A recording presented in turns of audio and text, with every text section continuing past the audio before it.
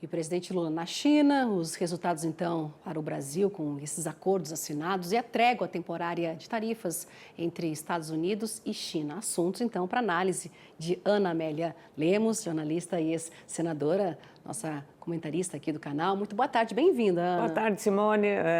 Muitas notícias ao mesmo tempo, né? Aliás, a propósito, seu dress code hoje, sua apresentadora, muito elegante que está, com as cores da China, né? Em homenagem ao bom resultado. Mas olha... Está na minha paleta. Né? Na mesma paleta, estamos na mesma, né? Eu sou mais rosa um pouquinho. Mas de fato, a China é um grande parceiro do Brasil na área do agro, né? Eles são mais próximos da China. Agora ali você estava falando, anunciando o aumento na abertura para carnes, para os miúdos de carne de frango, e que é muito importante. Taiwan, que a China ambiciona tomar conta também. Taiwan tem no pé de galinha, pé de frango, um dos pratos mais, eu diria, da gastronomia dele. Eu tenho que confessar, adoro um pé de galinha na sopa, na canja, porque tem colágeno e é muito bom. E eu gosto disso desde pequeno. Talvez as dificuldades tenham me ensinado a gostar de pé de frango. Então, quando eu fui lá, me surpreendi, porque lá é vendido assim como, sei lá, uma batata frita, uma coisa em cima do mercado em Taiwan, e é muito interessante. Mas, então, esses produtos que são subprodutos da carne do frango, eles vão ter valor em dólar, o yen, que é a moeda que eles querem que seja válida, e aí vem a preocupação do Donald Trump sobre a questão de usar o dólar, especialmente na região dos BRICS. Então, isso também interfere de alguma maneira nesse ponto. E essa aproximação entre os dois grandes protagonistas dentro dos BRICS, né, pela potência, tem um significado importante, não só geopolítico, mas também econômico. A China passa a depender mais de alimentos do Brasil e nós também dependemos. O que houve, Simone, nesse processo, deve-se observar, foi bom que o presidente tivesse lido o discurso, que o presidente às vezes improvisa e aí ele dá uma escorregada. Nesse ponto ele foi muito cuidadoso em refazer um texto preparado pela assessoria, certamente, do Itamaraty ou da área econômica, para fazer um discurso de começo, meio e fim, para explicar onde vão estar as oportunidades de negócio. O que havia logo que veio o tarifaço? Vai ser um horror porque vai vir muita concorrência, muito produto chinês que ia para os Estados Unidos por conta desse tarifado, 140%, 145% a tarifa imposta pelo Donald Trump aos produtos chineses. E aí o tempo passou, não demorou muito, ele já voltou atrás e passou para um percentual muito menor do que aqueles de 30%. E a China baixou para 10%. Então, isso aí já dá ideia. Agora, muito mais, como é que o americano, que hoje você vai em qualquer loja nos Estados Unidos, você vai encontrar confecções de toda a Ásia. Não vai encontrar nada made in USA. Não vai achar. Vai achar tudo da China, da Indonésia, de tudo que é país, Vietnã e tal, toda essa região. Então, na verdade, ele vai ter que continuar vendendo e o americano não vai de uma hora para outra fazer fábrica de confecções, que não interessa a ele interessa a tecnologia, interessa outras áreas de maior sofisticação econômica. Num ponto principal aí da questão não só da relevância para o agronegócio, que vai ser o grande, digamos, o grande capitalizador dessa nova era de relacionamento, é a questão da logística e dos grandes investimentos em infraestrutura. Porque as pessoas não se dão conta, mas uma das obras mais importantes do Brasil, e que pouco se conhece, é a Estação Brasileira na Antártica. É um projeto de muita relevância para a área da pesquisa, para a área da segurança nacional, para a área da ciência, para a área do uso do mar e tudo mais que isso representa. A única empresa que se candidatou a fazer esta obra gigantesca foi uma empresa chinesa.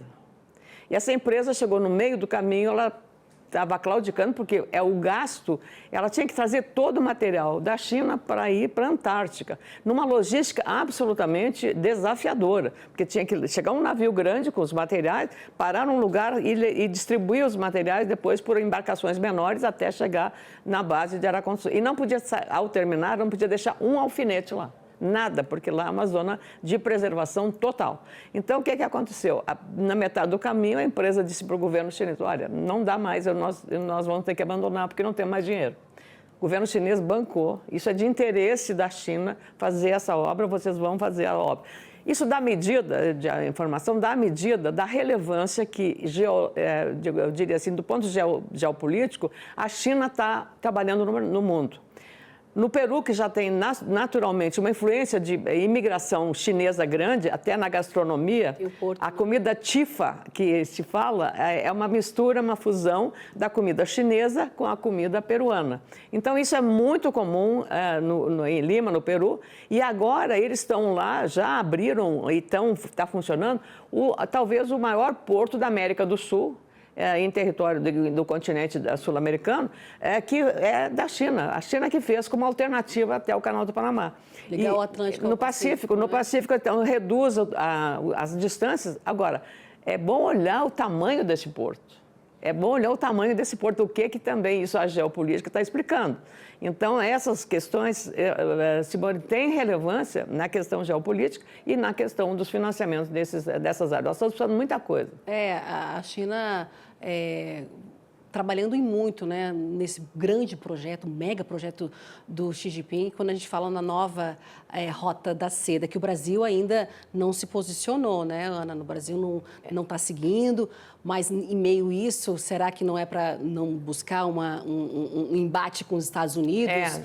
Os países que podem apoiar esse projeto podem ficar na berlinda. Enfim, a gente vê o interesse da China em avançar cada vez mais para melhorar essa logística deles, né, tanto de exportação como importação da China com o mundo, né? A China está hoje produzindo grandes áreas na África, no continente africano. Enquanto aqui nós estamos discutindo as questões de clima, a questão da Amazônia, a destruição das florestas, esse discurso um pouco mais político do que realista, a China está tomando conta de territórios que ela está aumentando a sua produção. Daqui a pouco a China poderá até ser um concorrente nosso na área do agro. Porém, é preciso estar atento a isso, porque a África, né, uma grande parte do continente africano está no mesmo paralelo que o Brasil está. Então, clima no hemisfério sul e aí, portanto, teremos concorrente nessa área, né, Simone? Mas, de qualquer modo, eu acho que nesse momento que o Trump aplica um tarifaço, dois gigantes, Brasil e China, que estão nos BRICS, que é um grupo também importante, conseguem afinar o discurso e trabalhar. Se isso de fato acontecer, melhor. E aquela apreensão que havia no Brasil, por exemplo, de calçados, que eu falei aqui até, estávamos comentando com você, Simone, que agora poderia, com esse tarifaço americano, haver uma grande vinda de calçado esportivo chinês para desovar aqui no mercado brasileiro, que é um grande consumidor. Porém, aqui também tem grandes fábricas de calçados esportivos que poderiam sofrer as consequências. Houve a possibilidade de, quem sabe o mercado americano vai comprar mais do Brasil e tal, mas nessas circunstâncias políticas, geopolíticas, as coisas não são bem assim. E agora já atenuou, não só na área de confecções, mas também na área de calçado, pela redução da tarifa que o Donald Trump admitiu em relação ao contato com a China na área comercial. Então, as coisas, a cada hora, as coisas vão se alterando, porque as conveniências, os interesses estão acima da questão diplomática, não é mesmo? Ana, nessa viagem, então, do presidente Lula a Pequim, né, em aproximar mais o Brasil da China, a gente viu muitas parcerias sendo assinadas aí, investimentos, até para o SAF, né, o combustível da aviação, de aviação. O Brasil e China, então, mas com essa reaproximação, quando a gente fala aí dos chineses com os americanos, que assumem as negociações comerciais bilaterais agora, se aproximando, né, depois dessa trégua por 90 dias, a gente vê isso, se vai acontecer, enfim. Traz efeitos do posicionamento do Brasil, porque o presidente Lula criticou as tarifas de Trump, criticou o protecionismo, Xi Jinping também, não é? Mas diante disso, como é que fica o Brasil, né, nesse posicionamento estratégico aí, né? O Brasil está lá na China, mas a China voltando, né, a fazer negócios bilaterais com a grande potência que é os Estados Unidos. Como é que fica o Brasil nisso? Amigos, negócios à parte. Essa é a questão. Então, o Brasil pode ser muito amigo da China, mas o que interessar mais a China, ela vai fazer. Independente de o Brasil se beneficiar ou não daquilo, ela vai fazer o que interessa para ela. E se essa relação aí para ela interessa, assim, grandes mercados, interessa parcerias que sejam para ela interessantes, ela pensa muito mais na defesa do seu interesse, é natural, e como o governo brasileiro deveria pensar no interesse do Brasil, das instituições, das fábricas, da produção, do agro brasileiro, de todas as áreas da produção da bioenergia, do biofertilizante, da agricultura sustentável, de tudo isso, a agricultura ABC, a agricultura de baixo carbono, que nós temos para dar e vender, para explicar e para dar lição para o mundo. Então, nessa hora, cada líder político, ele tenta reforçar e fazer a defesa intransigente dos seus interesses. Não é por nada que o Trump está cedendo em relação à China, não é por nada. Ele está fazendo calculadamente, entende? Até para defender o consumidor americano, que se ele mantivesse, os preços iriam aumentar. E aí a inflação viria, e aí o desagrado com um presidente que eles gostaram quando esteve no poder, que houve pleno emprego, já ia deixar de eles admirarem o presidente. Então ele sabe medir bem as coisas, porque é um empresário, um empreendedor, e o Xi Jinping, como líder, não está lá há tanto tempo por nada, né? Tem uma prova da sua força, do seu apoio, e qualquer inimigo que chegue, ele já dá um chute na canela. Então é uma forma de geopolítica muito forte, e é bom que o Brasil esteja nesse campo. Pior se tivesse sido esquecido, não é, Simone? Então, a gente critica muito o governo, agora o governo tem que cuidar aqui dentro, cuidar da questão da fraude do INSS, encontrar uma solução para não dar um prejuízo para os aposentados, mas tem que fazer o dever de casa aqui dentro também, para não aparecer aquilo que, na visão do americano, nós temos a síndrome dos 3 Cs. É crime, corrupção e câmbio. Ana, o presidente Lula, né, falando em protecionismo, ele fez críticas, então, ao protecionismo econômico adotado, então, pelos presidentes dos Estados Unidos, Donald Trump, né, ao lado, então, do presidente Xi Jinping, né. Para Lula, então, as guerras comerciais prejudicam, em grande parte, os países mais vulneráveis. Vamos ouvi-lo. Nos últimos meses, o mundo se tornou mais imprevisível, mais instável e mais fragmentado.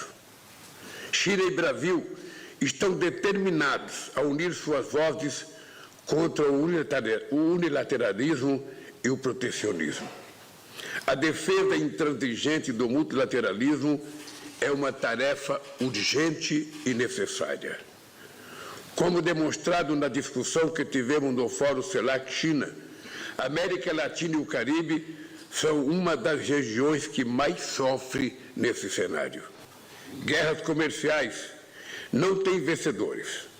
Elas elevam os preços, deprimem as economias e corroem a renda dos mais vulneráveis em todos os países. O presidente Xi Jinping e eu defendemos um comércio justo e baseado nas regras da Organização Mundial do Comércio. Superar a insensatez dos conflitos armados também é pré-condição para o desenvolvimento. Ana, eu vou aproveitar também, porque o presidente chinês também criticou o protecionismo de Donald Trump, né? E defendeu aí o multilateralismo. Vamos ver. Senhor presidente Lula, senhoras e senhores, o mundo de hoje está longe de ser pacífico.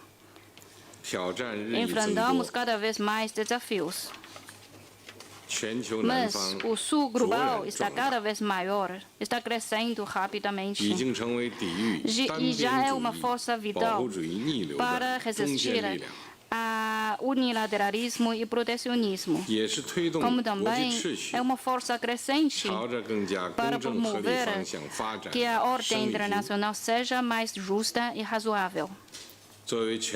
Sendo representantes importantes do sul global, China e Brasil concordam que ninguém sai ganhando das guerras tarifárias e comerciais. Enquanto o protecionismo jamais é uma solução correta para responder aos desafios. China e Brasil vão defender juntos o livre comércio e o sistema multilateral de comércio, cultivar um ambiente internacional de cooperação que é aberta, inclusiva e não discriminatória. Vamos trabalhar para que o crescimento econômico global continue tendo dinamismo e vigor. É isso. É um discurso praticamente de um capitalista, quase de um capitalista, né? Mas é uma economia que o Estado tem uma presença muito grande, especialmente nessas obras como infraestrutura. Ver o sistema de logística da China impressiona o mundo todo pela eficiência e pela tecnologia empregada lá.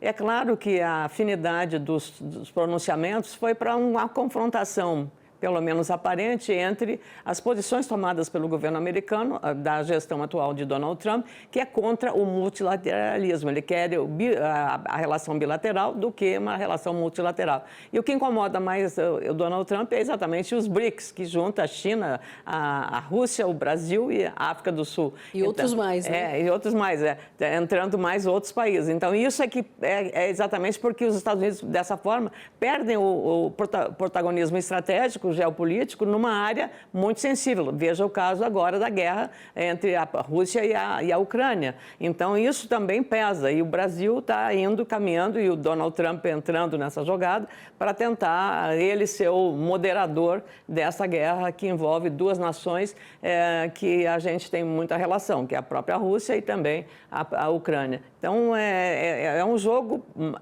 pesado, não é um jogo fácil, né, Simone? E agora você vê que o discurso ficou absolutamente alinhado e também, digamos assim, um recadinho para o Donald Trump.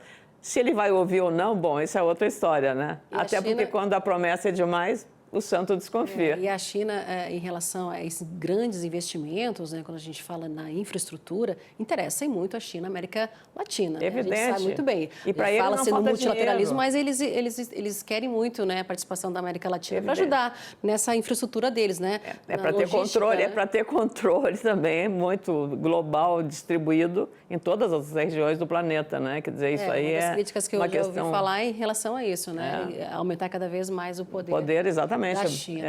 Por isso que tem toda essa... Até o Brasil está esperando ainda, né? Quando a gente fala nessa nova Rota da Seda, né? Falou em sinergia quando o Xi Jinping esteve aqui, né? O governo, quando era o governo Kirchner na Argentina, a China entrou em áreas muito sensíveis, área de energia nuclear, inclusive. Então, isso criou até um certo desconforto na área da segurança, aqui da área militar, de segurança do Brasil, da área diplomática também, porque era uma coisa, ninguém sabia os termos corretos desse acordo nuclear China-Argentina. E também a China estava com muitas obras na Argentina que foram adotadas no governo da família Kirchner e agora ainda não se sabe qual é a evolução que isso aconteceu com o Milei lá dentro da administração do nosso vizinho querido país, Argentina, né, Simone? Tá certo. Ana, vamos olhar um pouco aqui para o nosso mercado doméstico. Você já citou um pouco em relação à fraude, né, do INSS. A Polícia Federal, então, descobriu que associações, né, as associações usavam, então, até uma funerária para lavar o dinheiro descontado ilegalmente de aposentados e pensionistas, viu, gente? Enquanto isso, no Congresso Nacional, foi protocolado, então, o pedido de abertura de uma CPI com senadores e deputados para investigar, então, esse esquema bilionário. A revolta se espalha por todo o Brasil. Eu acho isso uma covardia, né? Faz muita falta, né, para a pessoa, né? Porque você conta com aquele dinheirinho todo mês. A Polícia Federal descobriu que associações usavam uma funerária em Fortaleza para lavar dinheiro de descontos sem autorização dos aposentados. Dados do Conselho de Controle de Atividades Financeiras, o COAF, mostram que a Global Planos Funerários recebeu 34 milhões de reais da Caixa de Assistência aos Aposentados e Pensionistas, a CAAP, e mais de 2 milhões de reais da Associação de Aposentados e Pensionistas Nacional, a AAPEN, para forjar mortes de idosos em 2023 e 2024. Segundo a investigação, os repasses custeariam quase 9 mil enterros em 2 anos, o que dá uma média de 19 mortes forjadas por dia. A Justiça bloqueou quase 350 milhões de reais da CAAP e da APEM. O que levanta mais suspeita é que nenhuma das associações oferecia o serviço de planos funerários. E o dono da Global Planos Funerários é ex-presidente da CAAP. A Global Planos Funerários disse que repudia veementemente qualquer acusação de envolvimento nos crimes. A CAAP e a APEM não nos responderam. O governo não disse até quando os aposentados serão ressarcidos integralmente. Associações e entidades descontaram quase 6 bilhões de reais de aposentados e pensionistas de 2016 a 2024. O governo também ainda não sabe quanto foi descontado sem autorização dos aposentados, mas já pediu à Justiça o bloqueio de 2 bilhões e meio de reais de entidades investigadas no esquema. Não se sabe se esse dinheiro existe ou se já desapareceu. Uma pessoa focar esse público para levar vantagem, quer dizer, a partir de um crime, é uma coisa indigna num grau. Realmente, acho que enojou o país inteiro. Eu acredito que isso vai acontecer, que essas pessoas vão ser presas e vão cumprir uma pena que, ao meu juízo, deveria ser exemplar. O pedido de CPI mista para investigar o escândalo do INSS foi protocolado com assinaturas de 223 deputados e 36 senadores. Se isso fosse uma empresa privada, os envolvidos estariam afastados e com os bens bloqueados. Mas no governo Lula, quem deveria estar sendo investigado continua operando dentro do INSS, como se nada tivesse acontecido. E teve até parlamentar da base governista que assinou. Espero estar nessa CPMI para deixar partidarismo de lado, ideologia de lado e a gente fazer uma investigação séria, puxando esse fio até a sua origem, não importa quem doer. Ana, essa CPMI, a gente sabe que tem outras na frente, outros pedidos. Você acredita que vai avançar? Porque a gente está vendo, inicialmente estava se falando num desconto aí de 6 bilhões de reais, nem se sabe quanto é isso agora e quantos pensionistas tiveram ilegalmente esse dinheiro roubado, né? Na verdade, o governo, nesse processo, Simone, está no mato sem cachorro, como a gente fala lá no interior. Não está porque é o seguinte, se ele se negar a estar participando disso, estará se negando a fazer uma investigação. O que é uma CPMI? CPMI quer dizer, M de misto, das duas casas em conjunto. Então, uma comissão parlamentar mista de inquérito junta as duas casas, oposição e governo devia ser o maior interessado em fazer isso. E ele até está tomado a iniciativa para desarmar a oposição. Só que a oposição foi muito mais rápida, soube explorar exatamente a gravidade que é esta fraude. Isso é muito sério, talvez de tudo que aconteceu para o Lula 1, 2 e agora 3, seja no Petrolão, seja na Lava Jato, agora este é o mais danoso do ponto de vista social, a pobreza, os pobres que estão perdendo, está explorando os pobres, porque Lava Jato eram os ricos, as grandes empreiteiras. Agora não, são os aposentados, que ganham no máximo até 4 mil reais. Então, sustentam as famílias. Então, isso, do ponto de vista político e social e institucional, é uma tragédia para o governo. E se ele não souber administrar, o presidente claudicou na saída do ministro Lupe do Ministério da Previdência, demorou demais. Então, isso não pode ser, tem que ser imediatamente. E como disse o ministro Fernando Haddad, é isso, tem que investigar, porque isso é um crime. Não foi como uma senhora falou, uma covardia. Não é covardia, é crime. Crime contra, digamos, o interesse público, contra o direito dos aposentados. E o governo tem que ajudar a fazer a protagonismo da investigação junto com a Polícia Federal, junto com a Advocacia Geral da União, botar todos os instrumentos para desvendar imediatamente. E os responsáveis, os donos dessas funerárias, fantasmas, né, de fachada, que paguem com o seu patrimônio, não é? Não tem outro jeito, né, Simone? O governo não pode demorar, não pode claudicar, porque vai pagar em 2026 exatamente o resultado desse escândalo. Ana Amélia Lemos, obrigada pela participação hoje aqui com a gente, né? Vários assuntos aí muito importantes, né? De China ao INSS. Ao INSS. Ana, obrigada. Te vejo, então, na quinta-feira, né? Vamos voltar com outras análises. Com certeza, essa CPMI deve também estar na pauta, continua, né? Hoje é dos bets, mas então, essa dos bets está meio uma coisa confusa. Vamos falar sobre isso. Melhor é essa da Previdência. Tá certo. Obrigada, Ana. Tchau, obrigada.